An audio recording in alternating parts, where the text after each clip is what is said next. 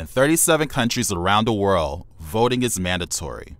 Some countries impose fines if an eligible voter does not show up at the polls. Would mandatory voting work in the United States? On this week's edition of The Professors, mandatory voting, what kind of difference does it make on a democracy? If a U.S. citizen doesn't want to vote, I feel that he or she shouldn't have to vote. I think it's up to the citizen if he or she wants to vote.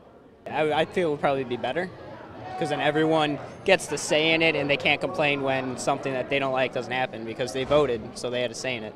It's only been done at the state level, and it goes back to colonial law in the state of, I believe, Georgia. Bill Settles is a professor of humanities at Truman College, one of the city colleges of Chicago. He doesn't believe mandatory voting is politically feasible in this country. Settles says everybody at both ends of the political spectrum talks about getting more people out to vote. But listen to Paul Weyrich, considered the father of the conservative movement, speaking to a group of Christian conservatives in 1980. Now, many of our Christians have what I call the goo-goo syndrome, good government. They want everybody to vote. I don't want everybody to vote. Elections are not won by a majority of people. They never have been from the beginning of our country, and they are not now. As a matter of fact, our leverage in the elections quite candidly goes up as the voting populace goes down. Settles says those in power don't want to make it easier for people to vote. I don't know how we could in good conscience demand that people vote, leaving things as they are now. And I don't think anybody has a political motive to make changes. The system is working for the politicians. Settles says it's a delusion to think you have a democracy just because everyone is voting. They had votes in the Soviet Union, Everybody voted. In fact, they had something pretty close to mandatory voting. There's also the issue of enforcement. An entire government agency would have to be created to keep track of who did or did not vote. Voting is a right. Mandatory voting would make it an obligation. I would be dead set against it. I think that, the Constitution gives it to us as a right. It's more like a privilege instead of a mandated option, a mandated thing. In some countries they have to do that because the turnout rate is either forced or not forced, but in this country we have the great ability of being free. So I think if it was to be mandatory, I think that would not be a good thing. If you don't want to vote to anyone, what would be the point of going there and just leaving it blank or just put it like none of the above? It doesn't make sense to me. Reporting for the Professors on WYCC TV, I'm Al Southers. From across the city and the 7 city colleges of Chicago, broadcasting from 63rd and Halsted at Kennedy King College, The Professors, taking the art of conversation to a higher degree. Hello, I'm Professor Nick Panomitros of Kennedy King College, University of Illinois at Chicago, and Harper College. If voting were made mandatory in this country, what kind of difference would it make on our democracy? That's the focus of today's discussion on The Professors. Joining me are Professors Agbeh Dima of Chicago State University, Ted Williams of Kennedy King College, Edward Davis of Malcolm X College, and Antonio Vasquez from Wilbur Wright College. Gentlemen, I'd like to start this conversation here basically trying to figure out, does compulsory voting violate our civil rights?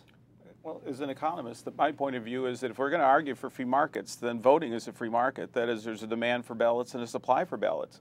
You have a high cost to vote because you have to do it on Monday or Tuesday, and in other states you do it on Saturday or Sunday.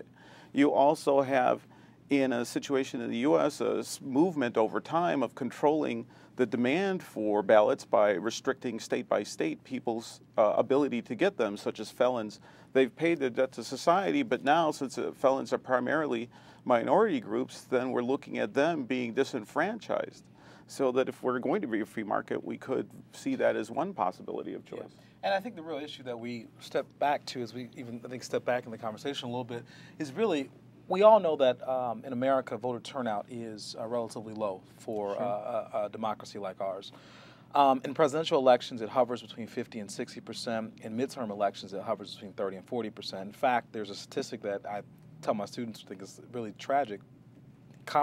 at some level, that in 2004 there was more participation in the American Idol elections than there was in the presidential elections. And so we have a real problem, and people are looking at different ways to do this. I'd love to talk about this more later, but I think there are other ways beyond compulsory voting to get voter turnout up.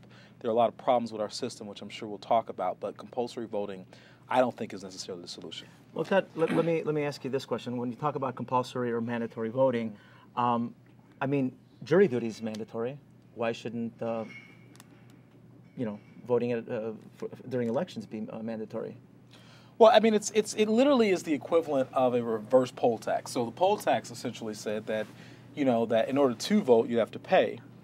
Not voting is now you'd have to, because most countries that use this, Australia being kind of the flagship model of this, really uses fines. Now, it's worked in Australia in terms of getting people out to the polls. They went from 47% in the 1920s when they started this to 95% and above right. since that time. But the real issue is, and I'm the kind of person, I'm getting to the point now lately with parking tickets in the city and that sort of thing, that I don't want the government to come after me for anything else, any more fines than I already, deal with. And so voting on the fine level, I think, is, number one, probably a violation of our constitutional rights. And number two, I just don't think it's ultimately going to be that effective. And I think there are other issues like the two-party system that we have, like the influence of money on politics, et cetera, that cause people not to want to be engaged in the process. And until we fix those, I think mandatory voting is a joke. I'd like to comment on that cost. Well, I think that in direct answer to your question, the answer is yes. Mandatory voting, or compulsory voting as it is variously called, is a violation of one's civil rights. Civil rights are guarantees that we have for government to do certain things for us to enjoy our liberties better. If you force someone to vote, otherwise you are going to punish them. You are violating the fundamental tenets of the First Amendment right to the U.S. Constitution, because you have a situation where you are essentially punishing recalcitrant voters. But that is not the intent of freedom that is intended to have under a democratic system. Actually, it's anti-democratic. But a government has more legitimacy when you have a higher turnout electorate. So did the Soviet Union have a legitimate government when they had one candidate and they had 100% turnout? Well, we don't have one candidate. We have two candidates, which is just one more than one. And this is part of our problem. We have the illusion of decision when we have just two candidates who we can vote for. If we were to have much more of an open system where we had possibly 6 or 7 candidates who made it all the way to the final round, perhaps we could have more choice and people would actually want to go out to vote.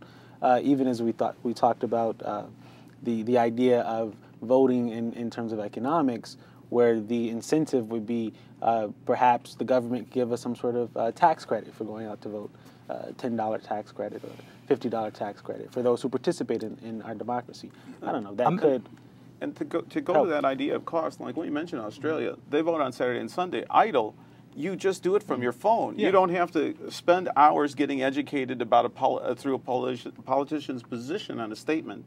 You then don't have to drive 20 minutes, wait a half an hour, get up early, or leave late from work in order to accomplish this voting task. Yeah. And I think the education issue is probably a greater problem than even the turnout issue. I tell my students that voting is like carrying a loaded weapon. You can do a lot of damage if you know how to use it. Right. And I think when people vote and they're ill-informed, I think on many levels there's a lot of damage that still can be done. And so in this conversation about voter turnout, if we miss the conversation about voter education, which is equally as important, I think we missed the boat in the whole discussion. Well, it's interesting. Go ahead. Yeah, you have made an important point in the sense that if you force people to vote with a law mandating that they should vote, you end up having votes that are called donkey votes. Mm-hmm. They go in there and they cast the ballot just to escape punishment from the votes. And the ballots do not reflect any understanding of the issues, but they reflect the understanding that if they don't vote, there would be some form of social reproach. So I don't think that participation is necessarily enhanced by mandatory voting, as some studies have shown. Yeah. Mm-hmm. I don't even think that legitimacy is conveyed when you have people doing something against their way. Yeah, but as it stands right now, people who do vote usually have stronger feelings, and it tends to polarize. But it's that self-motivation that it makes them willing to engage in the cost of education.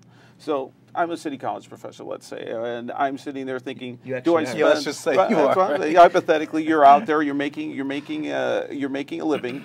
Do I spend an additional 12 hours this week educating myself about this election, or do I spend that doing something else with my family, the extra time with my students? Sure. Or maybe another job because things are tight, a family member. Do I really willing to give up that? And I compare that to my benefit, my one vote versus an additional 12 hours? Yeah, and your one vote, when you're voting for, in a presidential situation, you're voting for electors, right? So your one vote, when you're not necessarily directly affecting the outcome of the election, makes people feel like it's really not worth their time. When you also know that in a two-party system, where we have a winner-take-all system, where people, you're only, and I've investigated this personally for, a number of reasons, the amount of signatures that one needs to run outside of the two-party system all across our state, all across the nation, is on the average 2 to 3 times more than a traditional party candidate. And what that does is obviously it keeps a level of stability in the system, but proportional representation, allowing for independent candidates to come in on a more equal basis, I think increases people's idea and belief that their vote actually does matter. And that, to me, is at the heart of our problem. Well, as we see, what actually happens is the minority really winds up taking the election. If we have a presidential election where 60% of the people actually do go out and vote, we see that somewhere around 30, 35, 36% of the population actually will control the outcome of a presidential election, and it's even lower in those off years when we have the elections. So it can be worse than that. What But a minority rules.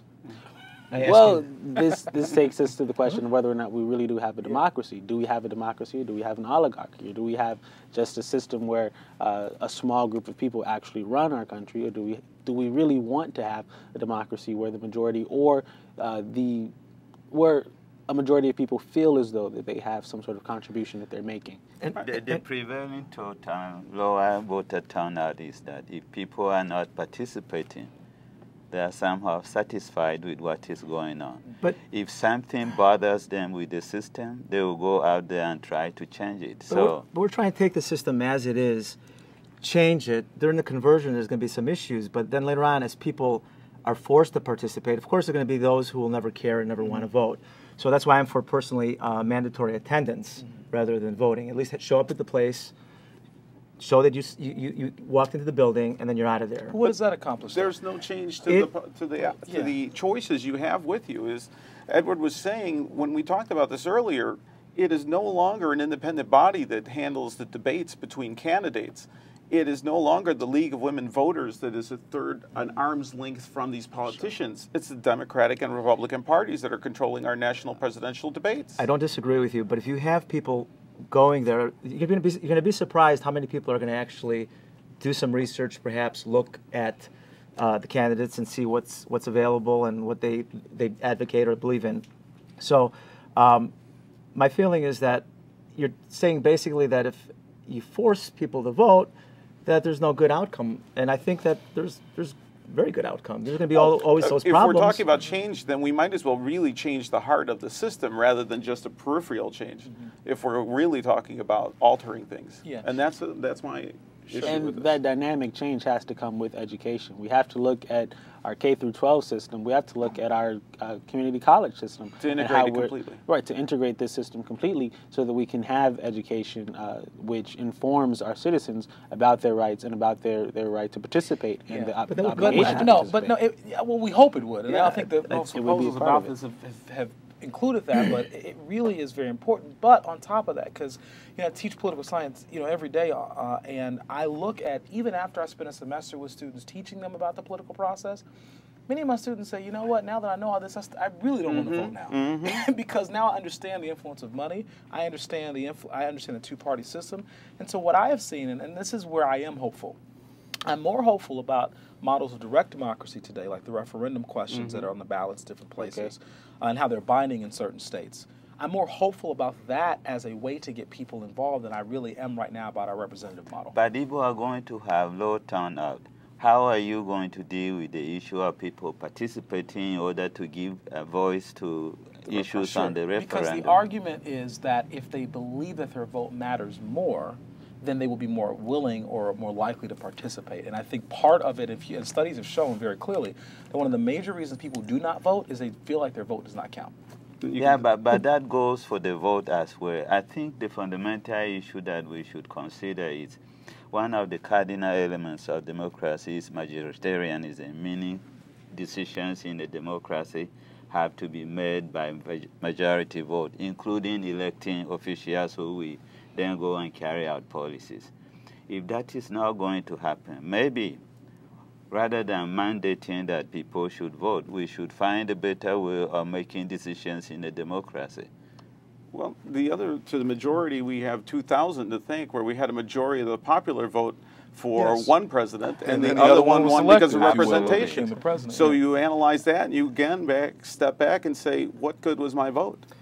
But we still have to look at the evolution of the electoral system in this country, where our founding fathers say or wrote into the Constitution issues as though the democracy, a democracy would be run by the majority, but that was majority of white males who owned slaves. The 2,000 men that actually voted on the Constitution. Right. But let's not mistake the founding fathers' intentions here, because at a certain level they still were also very afraid of the tyranny of the masses. Right. You know, I'm sorry, I didn't mean to stop you, but yeah, I just think that that's an important point to throw in there.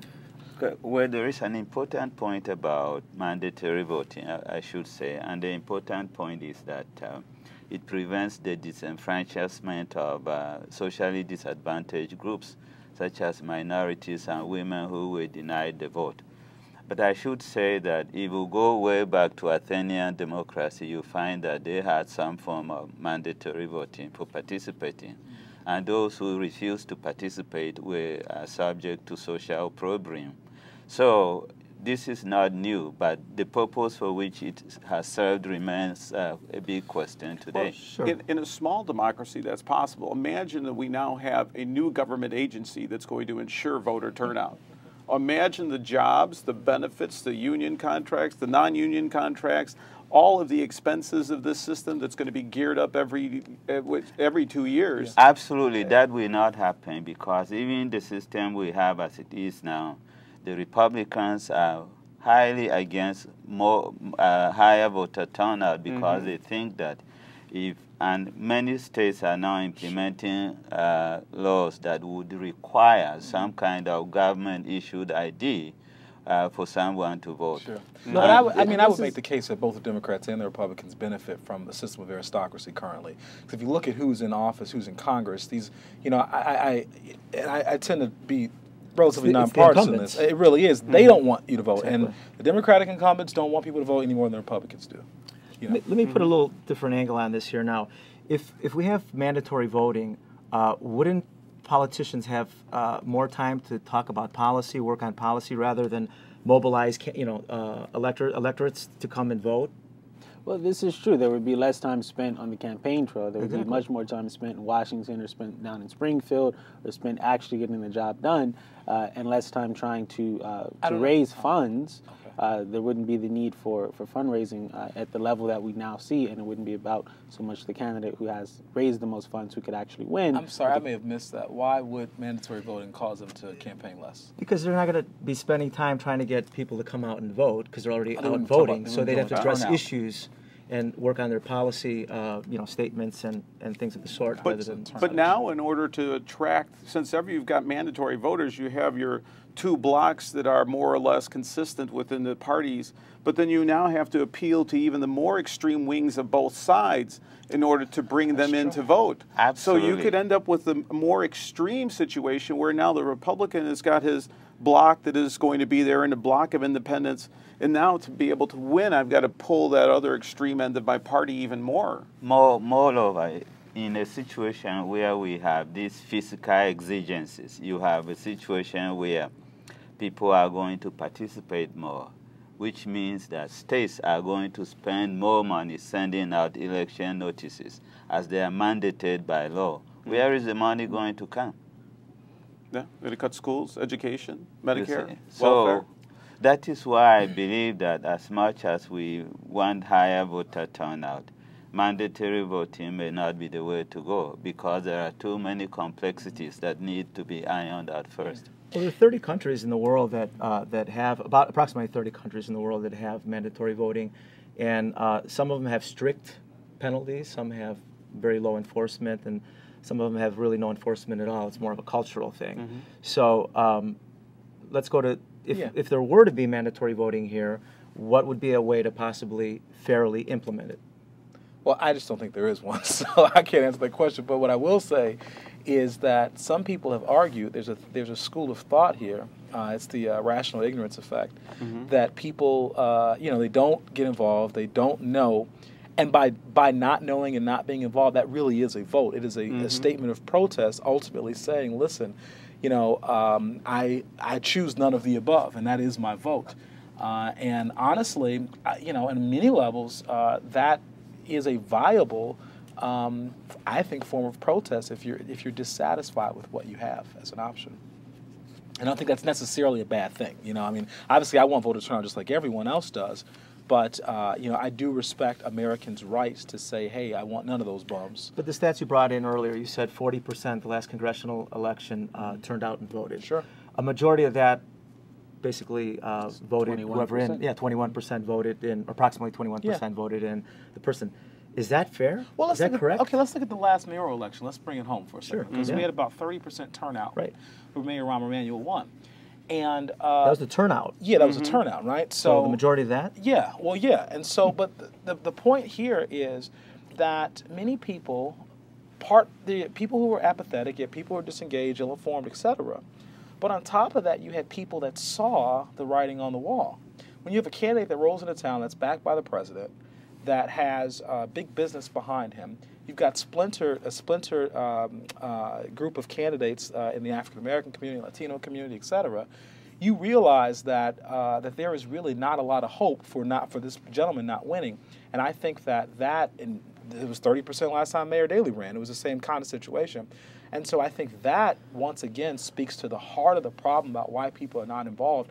And many people, I would suggest, said, hey, this is my vote. I don't want them. I'm not participating. Yeah, the other thing is you have a Congress whose approval rating is in the teens now. To mandate people to vote for individuals whose approval rating is that low, it's unconscionable. Today, there is a parliamentary election in Iran, as many of you probably know. And the Iranian leaders are saying to their people, go and vote, turn out in huge numbers. If you don't do so, you already know we are under threat of foreign attack. They will attack us now because they will think that the leaders are not liked. This is what they are placating to the electorate to get them to vote. So I think that it is important for people to get out to vote. The way to get them to do that is more tricky than mandatory voting. And the question, of course, is when we have these mandatory systems like in Iran, are people actually voting their conscience, or are they voting because they're afraid? Sure. Because they're afraid of their government. I'd like to get some final thoughts from all of you. Ted, do you want to start? Fear works. And I mean, it just does. If you look at major movements within this country, it has been fear that has fueled a lot of development, good and bad, in the political process. And when people feel like their interests are threatened, then they oftentimes get engaged. And when they feel like they're not, maybe one of the major reasons why we have such low voting is that people don't feel as fearful as maybe they should about certain things. And we see that when they do, and unfortunately that's used to demonize different groups or whatever, but it does cause people to get engaged. So I would say, I guess, in closing about all of this, as I said before, we have to have a holistic approach to the issue of voter apathy. And that mandatory voting, which I probably was for at some point in my life, the more that I think about it, the more I feel like it is just a Band-Aid on a gunshot wound, and it will not work. And if you're going to go with mandatory voting, then you have to make it completely accessible. So you talk about it going in other countries. You're going to have to send mobile polling stations to where the elderly are. You're going to have to sell mobile stations to people when the weather's inclement. You're going to have 2 days so that a bad rainy day doesn't all of a sudden affect voter turnout. You're going to have to provide ballots in multiple forms for people with different types of disabilities. So you can't just hold the system as it is. If you're going to make mandatory voting as a right and a duty, then you have to facilitate that action. Move it to Saturdays, anything else that's required to be able to fulfill that. In some important respects, requiring people to vote mandatorily is against their fundamental constitutional rights.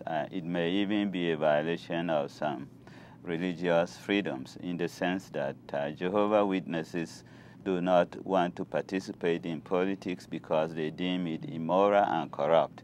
So if you have mandatory voting, you are going to have thousands, if not millions, of people in that faith whose fundamental religious right would be violated by it, and I think it is not the way to go.